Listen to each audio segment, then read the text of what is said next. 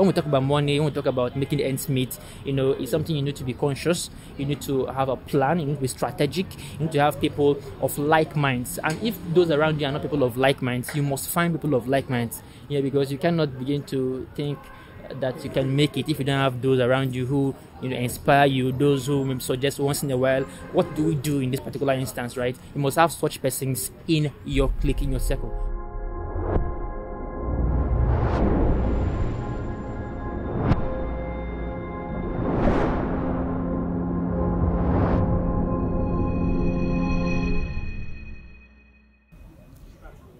Hi guys, welcome to another episode of Naija We Need Hangouts. My name is Mfon, and today I'll be hanging out with my very good friend Prince Ubochi, a Nigerian youth who is very vibrant and enthusiastic.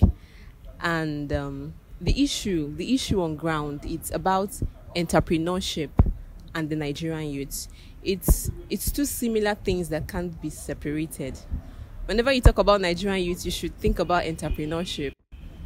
Now, we all understand that entrepreneurship is all about risk taking, innovative ideas, things like that. So today we'll be delving more, deeper into this issue of entrepreneurship and the Nigerian youth. What are they doing well? What are they getting wrong? Why is it not really working out?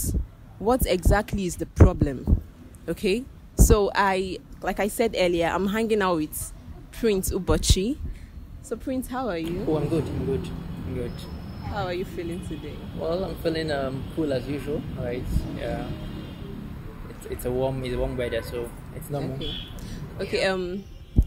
From what I've said earlier about Nigerian youth and entrepreneurship, what do you really have to say? What's on your mind relating to it? All right. So, with respect to today's discussion, right, on entrepreneurship and youths. So, first we have to look at the concept of entrepreneurship, right? It is the act of going into businesses or a particular business, right? Perhaps to make ends meet, right? And looking at youths in today's world, you can actually see youths as those between the ages of 15 to 24, right? But if you can broaden this definition of youth, you can also see youths as those who are below the age of 50, because from the age of 50 upwards, that's the kind of persons you can see as the aged, right? The old persons. Now, it's very important that entrepreneurship is something youths delve into, right, at the early stages of their life, because I see it as something that once you start on time, because it takes time. Entrepreneurship is all about business, and business doesn't just become rosy at the beginning. It's something that it's a gradual process, and at a particular stage or a process, you get to see changes. So you have to start from a particular point. And when we talk about entrepreneurship, right, entrepreneurship is something that youth need to understand, that even as students, they can be entrepreneurs, right? I'll tell you a story of mine. Before I got into the university, I had a friend. Before we got into university, we had this discussion that when we enter year one, we're going to, first of all, we had a plan. We're going to first of all apply for some scholarships, right? So from these scholarships, we can save up to establish little businesses. So I believe that entrepreneurship is a process. Though you may not have the startup capital, right, to set up something, but once, as I have said, that we planned it with my friend, right, and said, okay, we would apply for scholarships, this and that. Once we get, we can take a cut from it and establish little businesses, and then we'll start it up from there. So students need to understand that the complaints about the government not doing enough, right? People need to understand that government cannot solve all their problems, right? Yeah. So with this consciousness, they can, as students, begin to develop this entrepreneurial mind, right, from the year one, do certain businesses, and should be able to balance these businesses with their academics. So we don't get complaints of the government is not giving me a job, people tearing the certificates, the NY certificates that they have been for years without getting a job, right? Some certain video trending in the past, a man tearing his certificate because he never got a job, right? So these things should not be the order of the day. If you have a plan, right? You should be able to accomplish something small so that you don't depend on the government, right? As a person right now, I tell people that want to go into the NYSC, right, that they don't need to depend on the said 33K, right, from paid by the government, because if they have little businesses, side hustles that can aid them, right, they won't begin to complain by the time it's 29th of every month or 30th of every month, or when it's 3rd of the next month, they'll be complaining of a salary not paid the past month, right? It's something really bad. So I believe that entrepreneurship, one needs to be conscious, needs to make a plan, there needs to be a strategy, right? As I said, what I would advise youth is that, before they get into school, they should have a one-on-one discussion with their good friends. How do we make ends meet? Even perhaps if your parent is taking care of you, or your parents are taking care of you, how do you make ends meet? What businesses can you go into? You shouldn't go into the ones that maybe would require much capital. You start from scratch, right? And as I said, you can begin like us, as I said in my story, by applying for scholarships, writing essays. I've once written essays from the scratch, from start, and then this helped me to put together funds that I started using to establish businesses. Apart from that, you just need to understand that skills are key. Right, so skills like copywriting, skills like content creation. There's content creation, not just making videos or comedy skits. Content creation, I mean in this regard, a write-up, right? Being able to write perhaps for blogs, for freelance and freelancing platforms, right? If you're able to create something, average, right? Some freelancing platforms can, employ you, right? Or you can be a writer for a particular blog. They pay, even if it's a small thing, right? Since it's your talent, it's your skill, you learned it. With time, you get to meet people that will pay you more. But I believe that it's a starting point, right? So this skill of writing is something you can hone over the years. It's a process, and people must be very conscious of this process. When we talk about money, when we talk about making ends meet, it's something you need to be conscious. You need to have a plan. You need to be strategic. You need to have people of like minds. And if those around you are not people of like minds, you must find people of like minds. Yeah, because you cannot begin to think that you can make it if you don't have those around you who inspire you, those who maybe suggest once in a while, what do we do in this particular instance, right? You must have such persons in your clique, in your circle. So it's really, really important, really, really key that you don't just sit down and relax and wait for government or white collar jobs in the future, because they in fact do not come at most instances, right? They do not come at most instances. So it's really important that these youths understand that life is all about them taking their destinies in their hands, as it is said. Okay, so it's important youths even those in the secondary school.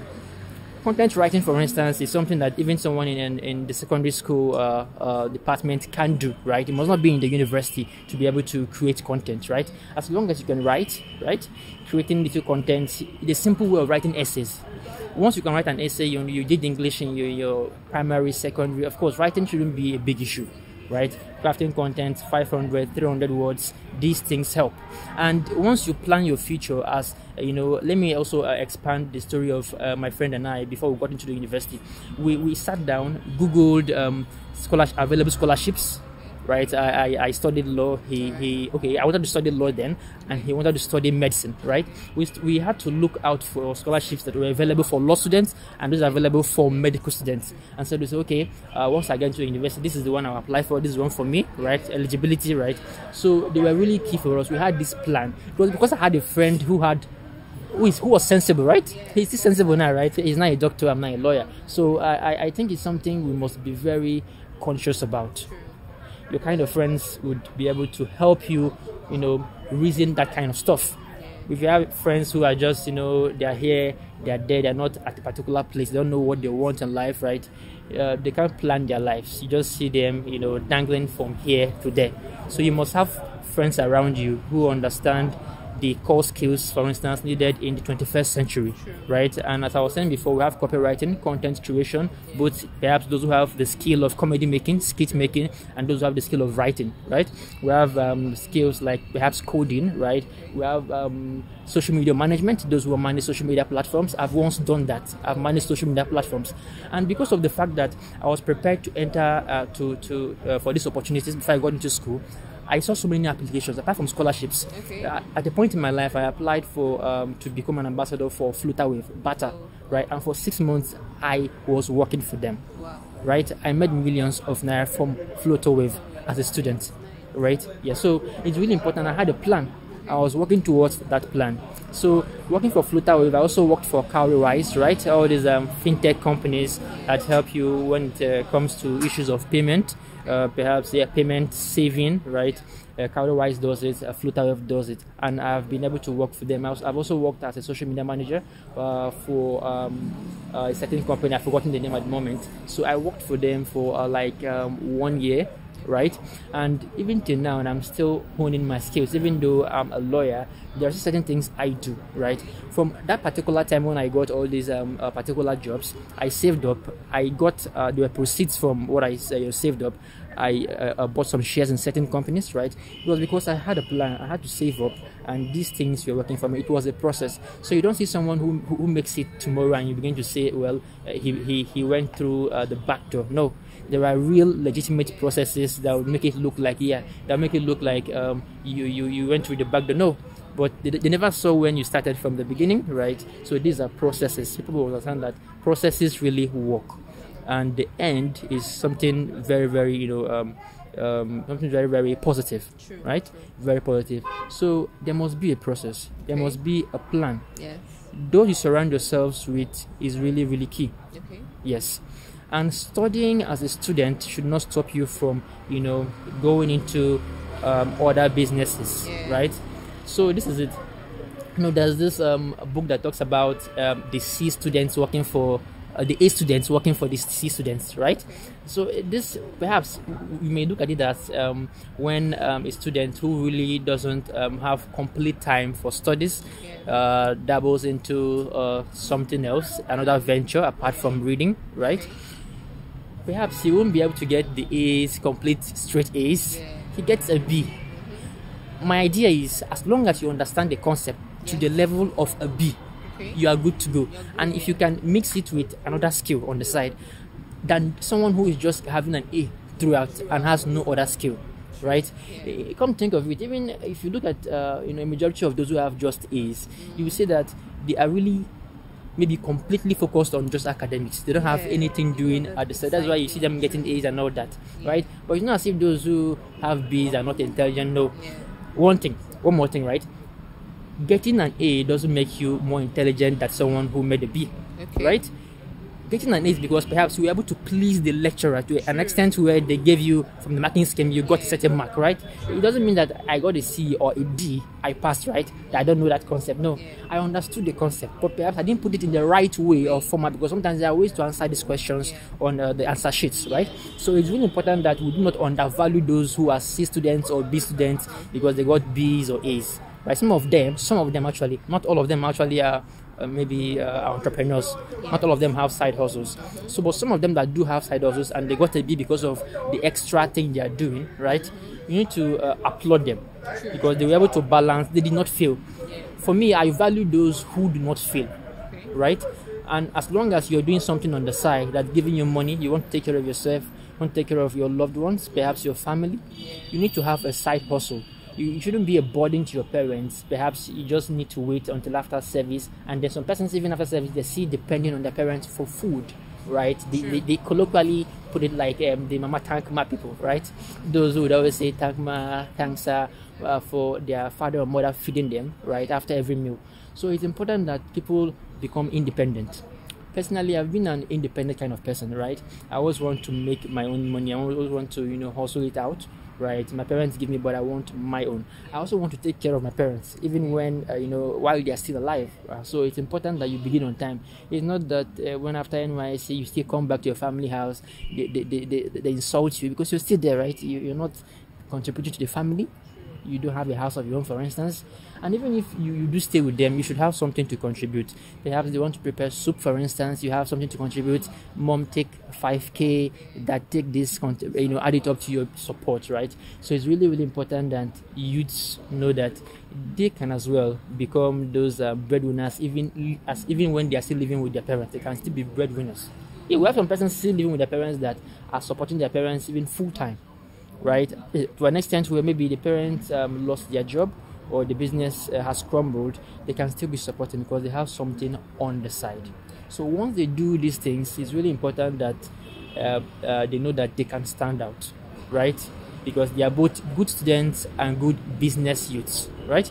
So I believe the advice I would need to put across to all our youths out there is that they need to start on time, right? They need to start on time. If you're still in the primary school, get some friends who understand entrepreneurship, business. You guys can start small. Even in the primary schools, we have essays you can apply for. Start from these things, right? We have competitions you can go for, quizzes. Those little money they give to you guys, save it up, establish small business, or give it to your parent. Tell your parent to keep it for you. You know that you have a business in mind you want to establish in future. So these things are things that wise people do in the primary school, secondary school, and majorly the university. You can't just come out and say you're looking or waiting for the government to give you a job. That doesn't work. That's really a stupid idea, right? You must be able to have something doing on the side. You must have that entrepreneurship mindset, right? Business is key. Academics is key. We have to combine the two. In fact, in our country, for example, at the moment, we understand that you can't just rely on government, right? True. You can't also just rely on your parents. Yeah. You must have something doing by the side, and it's really, really important. Good. Yeah. Okay, Mr. Prince, you spoke something about this funding issue. Okay. You know, I've seen youths, diggers. I've seen Nigerian youths, people with wonderful, innovative ideas. Okay. You know, that could get Nigeria to the next level. Okay. Okay. Some tech, Oh. some in different aspects. Okay. But now they have this issue of funding. Okay.